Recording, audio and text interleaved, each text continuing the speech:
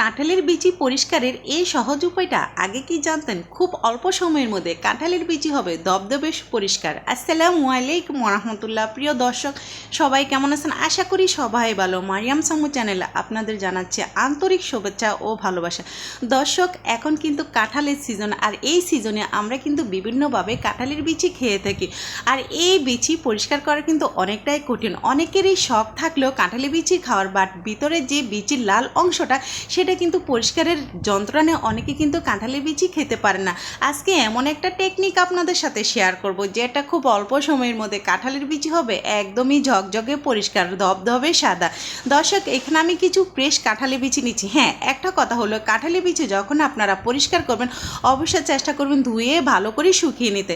ধুয়ে ভালো করে শুকালে ওইখানে কিন্তু কোষ্ঠী ভাবটা থাকে না। আর এইটা কিন্তু হাতের সাহায্যে কিন্তু অল্প সময়ের মধ্যে অনেকগুলো কাঁঠালের বিচি ছোলা যায়, যেটা আমরা বটির সাহায্যে ছুলে থাকি অথবা ছুরির সাহায্যে পরিষ্কার করে থাকি যেই সাদা অংশটা। দর্শক দেখুন, আমি কিন্তু হাতের সাহায্যে খুব অল্প সময়ের মধ্যে আমি অনেকগুলো কাঁঠালের বিচি কিন্তু অবশ্য সাদা যে অংশটা সেটা আমি পরিষ্কার করে নিলাম। আর এটা করা সম্ভব হয়েছে শুধুমাত্র আমি কাঁঠালের বিচিগুলো আগে থেকে পরিষ্কার করে ধুয়ে তারপর আমি শুকিয়ে রেখেছিলাম। আপনারা যখন কাঁঠালের বিচিগুলো রোদে শুকাবেন তখন কিন্তু এরকম একটা ফাটা ফাটা বাপ হয়ে যাবে, তখন কাঁঠালের বিচি উপরের অংশটা পরিষ্কার করা একদমই সহজ উপায়। হাতের সাহায্যে কিন্তু এটা করা যায় এবং হাতের মধ্যে কোনো প্রকার কোষ্ঠী লাগবে না এবং হাত থাকবে একেবারে নিরাপদ। আপনারা লক্ষ্য করলে বুঝতে পারুন আমার হাতে কিন্তু কোনো প্রকার নখ ছিল না, নখ ছাড়াই কিন্তু আমি কাঁঠালের বিচিগুলো পরিষ্কার করে নিলাম। আর দেখুন কাঁঠালের বিচিগুলো একেবারে কোষ্ঠীমুক্ত। তারপর কথা হচ্ছে যে লাল যে অংশটা, যেটা সবচেয়ে কঠিন ব্যাপার, যেটা পরিষ্কার করা একদমই কঠিন, যেটা আমরা অনেকেই করতে পারি না একদম অল্প সময়ের মধ্যে, আজকে সেটাই করে দেখাবো। দর্শক এখানে আমি গরম পানি নিচ্ছি। হ্যাঁ, কুসুম থেকেও কিন্তু একটু গরম হতে হবে এই পানিটা, তাহলে কিন্তু কোষ্ঠী যে বাপ সেটা চলে যাবে এবং দীর্ঘদিন আপনি কাঁঠালের বিচি সংরক্ষণ করে রাখতে পারবেন কোনো প্রকার ফ্রিজ ছাড়াই। হ্যাঁ, অবশ্যই অতটুকু পর্যন্ত দেখতে হলে অবশ্যই ভিডিওটা লাইক দিয়ে আমার সঙ্গে থাকুন। দর্শক এখানে আপনারা দেখেছেন আমি কিন্তু প্রায় গরম পানি নিয়েছি, কুসুম থেকেও বেশি। তারপর আমি এখানে অর্ধেক লেবু ইউজ করেছি। দর্শক আমি আরেকটা কথা বলি, এখানে অর্ধেক লেবুর থেকেও বেশি আপনারা ইউজ করবেন যদি আপনাদের কাঁঠালের বিচির পরিমাণটা বেশি হয়। দর্শক এখানে আমি 1 কেজি কাঁঠালের বিচি নিয়েছি, আর 1 কেজি কাঁঠালের বিচির জন্য আমি এখানে একটাই লেবু অফ ক্যামেরা ইউজ করেছিলাম, বাট এখানে আমি অল্প একটু দেখানো হয়েছে। বাট আপনারা চেষ্টা করবেন অবশ্যই লেবুর পরিমাণটা বাড়িয়ে দিতে। লেবুর পরিমাণটা যত বেশি বাড়াবেন দর্শক ততই দ্রুত কিন্তু কাঁঠালের বিচিটা আপনারা পরিষ্কার করে নিতে পারবেন। তারপর আমি যে দ্বিতীয় উপকরণটা ব্যবহার করেছিলাম দর্শক সেটা হলো বেকিং সোডা। 100% আপনারা কিন্তু এখানে বেকিং সোডা ব্যবহার করতে পারেন।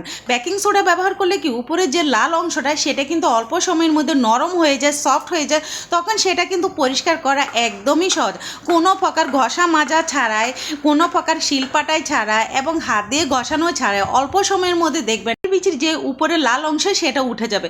দর্শক এভাবে কিন্তু প্রথমত চামচের সাহায্যে খুব ভালোভাবে 5 থেকে 10 মিনিট এইভাবে আপনারা নাড়াচাড়া করবেন।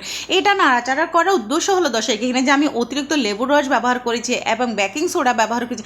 বেকিং সোডাটা কিন্তু আমি 1/2 চামচ ব্যবহার করেছি, এর থেকে বেশি কিন্তু একদমই দরকার নেই। দর্শক দেখুন আমি ইনস্ট্যান্ট এখন আপনাদের দেখাচ্ছি এটা কতটাই নরম হয়ে গেছে। আর এইভাবে যদি আপনারা 10 থেকে 15 মিনিট রাখেন, মিনিমাম 10 মিনিট আপনারা এইভাবে ভিজিয়ে রাখতে চেষ্টা করবেন, তাহলে কি উপরে যে লাল অংশটা যেটা একেবারে শক্ত সেটা কিন্তু একদমই নরম হয়ে যাবে। আর এইভাবে কিন্তু 10 মিনিট পর আমি ফিরে আসবো আপনাদের মাঝে। দর্শক দেখুন মিনিমাম কিন্তু 10 মিনিট হয়ে গেছে, আর 10 মিনিট পর আপনারা অবাক হয়ে যাবেন এই খোসা কিন্তু একদম পানির সাথে মিশে যাবে আর খোসাটা কিন্তু একেবারে নরম হয়ে যাবে। দর্শক দেখুন পানির কালারটা কিন্তু একদমই পরিষ্কার হয়ে গেছে। দেখুন খোসাটা কিন্তু বিচি থেকে অনেকটাই উঠে গেছে, বাট একদম 100% থেকে 80% উঠে গেল, 20% উঠে। আর 20% আমি কয়েকটা সেকেন্ডে আপনাদেরকে উঠে দেখাবো ম্যাজিকের মতো, আপনারা কিন্তু অবাক হয়ে যাবেন। হ্যাঁ, ওইটা করতে হলে অবশ্যই কিন্তু আগে আপনাদের যে কাজটা করতে হবে গরম পানির মধ্যে লেবু এবং বেকিং সোডাটা অবশ্যই ব্যবহার করতে হবে। দর্শক আমি অফ ক্যামেরায় কিন্তু আরও একটু লেবু আমি ব্যবহার করেছি, কেননা আমার কাছে মনে হয়েছে লেবুর রসটা একটু কম পড়েছে, সো সেক্ষেত্রে কিন্তু আমি লেবুর পরিমাণটা একটু বাড়িয়ে দিচ্ছি। এই দেখুন দর্শক যখন আপনারা এইভাবে একটা ঘষা দিবেন তখন ইনস্ট্যান্ট কিন্তু অনেকটাই কিন্তু খোসা উঠে যাবে। অল্প সময়ের মধ্যে কিন্তু খোসাগুলো পানির সাথে একেবারে মিশে যাবে আর পানির কালারগুলো বিচিগুলো একদমই কিন্তু লালচে ভাব হয়ে যাবে। এখন দর্শক যে পানিটা আছে আমি কিন্তু এটা ফেলবো না, এটা থেকে আমি বিচিগুলো সরিয়ে পানিটা একটা সাইডে রাখবো। সেই পানি দিয়ে কিন্তু আমি আরেকটা ম্যাজিক্যাল আপনাদের সাথে শেয়ার করবো, যেটা অল্প সময়ের মধ্যে উপরের হালকা হালকা যে লাল অংশটা রয়েছে সেটা চলে যাবে।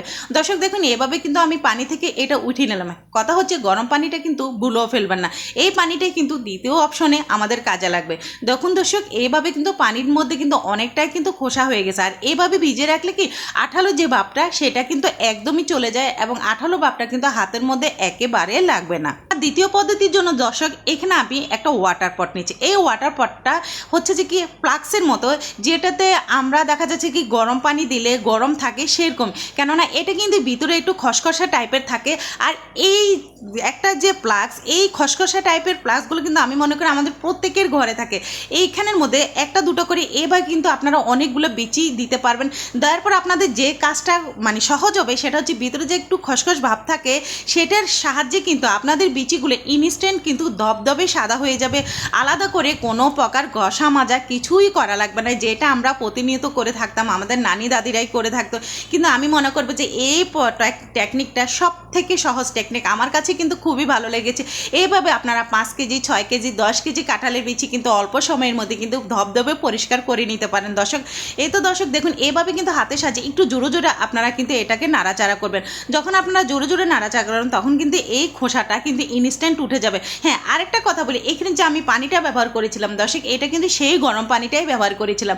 সো আমি মনে করবো যে আপনাদের আলাদা করে কোনো প্রকার গরম পানি করার দরকার নেই। সেই পানি দিয়ে কিন্তু আপনারা বাকি যে খোসাটা লাল অংশটা রয়েছে সেটা কিন্তু একদমই দবদবে পরিষ্কার করে নিতে পারবেন। দর্শক দেখুন এভাবে কিন্তু আমি খুব সুন্দর করে অল্প সময়ের মধ্যে কিন্তু খোসাটা ছাড়িয়ে নিলাম। এখন আমি প্রায় 3 থেকে 4 বার আমি এই কাঁঠালি বিচিকে ভালো করে পরিষ্কার করে নেব, কেন এখানে যাতে কোনো প্রকার লাল অংশ না থাকে সেই সাথে দর্শক আঠালো যে একটা ভাব, গরম পানি যে একটা ভাব, সেটা যেন একেবারে চলে যায়। ফাইনালি দর্শক দেখুন আমি আরেকবার কিন্তু এভাবে করে নিচ্ছি, আর এভাবে কিন্তু আমি সমস্ত বিচিগুলো একদমই অল্প সময়ের মধ্যে পরিষ্কার করে নেব। দর্শক এইভাবেই কিন্তু আপনারা পারেন খুব অল্প সময়ের মধ্যে বিচি পরিষ্কার করে নিতে, কেননা বিচি এমন একটা জিনিস, এটা কিন্তু মাংসের সাথে বলেন, শুটকির সাথে বলেন, মাছের সাথে বলেন, খুবই মজার একটা খাবার যেটা আমরা খেয়ে থাকি। আর এটা কিন্তু বাচ্চাদেরও খাবেন, এটা খুবই পুষ্টিকর একটা বিচি। আর উপরে যে খোসাটা, এটা সহকারে রান্না করলে আসলে রান্নার কালারটাও কিন্তু সুন্দর আসে না, সেই ক্ষেত্রে আবার খেতেও কিন্তু ভালো লাগে না, কষ্টি কষ্টি কিন্তু একটা ভাব এসে যায়। তাই এই অল্প সময়ের মধ্যে কিন্তু অনেকগুলো বিচি আপনারা পরিষ্কার করে তারপর আপনারা সংরক্ষণ করতে পারেন। দর্শক এই বিচিগুলোকে কিন্তু আমি অফ ক্যামেরায় অনেকবার ধুয়েছি, চেষ্টা করব বিচিগুলোকে বারবার ধুতে। আমি এটা কেন বললাম, যেহেতু আমি এটা সংরক্ষণ করব সেক্ষেত্রে আমি ভালো করে ধুয়ে তারপর আমি যে কাজটা করব দর্শক, অবশ্যই কিন্তু আমি একটা টিস্যু পেপার দিয়ে এই বিচিগুলোকে আমি খুব সুন্দর করে পানিটা শুকিয়ে নেব। দর্শক আপনারা যদি ফ্রিজ ছাড়াই কাঁঠালি বিচি রাখতে চান, আমি একটা টেকনিক আপনাদের সাথে শেয়ার করব। সেটা হচ্ছে এই সাদা কাঁঠালি বিচিগুলোকে আপনারা একটু ভালো করে রোদে শুকাবেন। রোদে শুকিয়ে তারপর আপনারা শুকনো একটা কোটায় এটা রেখে দিবেন। দর্শক আপনারা বছর জুড়ে খেতে পারবেন, এবং যখন আপনারা খাবেন তখন শুধু জাস্ট পানিতে একটু ভিজিয়ে রাখবেন, দেখবেন যে বিচি যেরকম সেরকমই থাকবে। প্রথম অবস্থায় বিচিগুলো কি হবে, যখন একটু রোদে শুকিয়ে রাখবেন একটু শুকিয়ে যাবে, বাট নো টেনশন। তারপর আপনারা কি করবেন, যখন খাবেন তখন কিন্তু পানি দিয়ে একটু ভিজিয়ে রাখলে বিচিটা কিন্তু ইনস্ট্যান্ট কিন্তু একদম মোটা মোটা ফুলকো ফুলকো হয়ে যাবে এবং কোনো প্রকার টেস্টেরও কোনো পরিবর্তন হবে না। দর্শক দেখুন এইভাবে কিন্তু আমি বিচিগুলোকে খুব সুন্দর করে শুকিয়ে নিয়েছি। তারপর আমি যে কাজটা করেছি, আমি একটু রোদে শুকিয়ে নিয়েছি, যেহেতু আমি এগুলোকে একটু সংরক্ষণ করে রাখবো। দর্শক ফ্রিজ ছাড়াই এবং ডিপ ফ্রিজ নর্মাল ফ্রিজ ছাড়াই কিন্তু আপনারা এভাবে বিচিগুলো ভালোভাবে রাখতে পারেন। হ্যাঁ, আমি একটা কথা বলি, এখানে যেহেতু আমি বক্সে রাখছি, আপনারা বক্সে রাখবেন না, কাচের কোঠায় অথবা কাচের বয়মে কিন্তু এইভাবে কাঁঠালি বিচি রাখবেন, তাহলে কি কাঁঠালি বিচিগুলো কিন্তু ভালো থাকবে দীর্ঘদিন ধরে। দর্শক দেখুন আমার টেকনিকগুলো কেমন হয়েছে সেটা কিন্তু আমাকে অবশ্যই কমেন্টের মধ্যে জানাবেন। আর আজকের ভিডিওটা যদি আপনাদের কাছে ভালো লেগে থাকে তাহলে কিন্তু শেয়ার করতে একদমই ভুলবেন না, কেননা আপনাদের একটা শেয়ার আমার অসংখ্য আপু এবং ভাইদের মাঝে আমার এই ছোট্ট ভিডিওটা পৌঁছে যাবে, এবং কাঁঠালি বিচির খোসার পরিষ্কারের যে সমস্যাটা সেটা কিন্তু চিরতরে গায়েব হয়ে যাবে, এবং প্রত্যেকে পারবে অল্প সময়ের মধ্যে কাঁঠালি বিচি পরিষ্কার করে নিতে, এবং তৃপ্তি পরিয়ে কিন্তু সবাই খেতে পারবে, কেননা কাঁঠালি বিচি কিন্তু সকলেরই পছন্দ। দর্শক এভাবেই কিন্তু আমি সংরক্ষণ করে রেখে দেবো। আজকের মতো আমি এখানেই বিদায় নিলাম। সবাই ভালো থাকবেন, সুস্থ থাকবেন, আল্লাহ হাফেজ।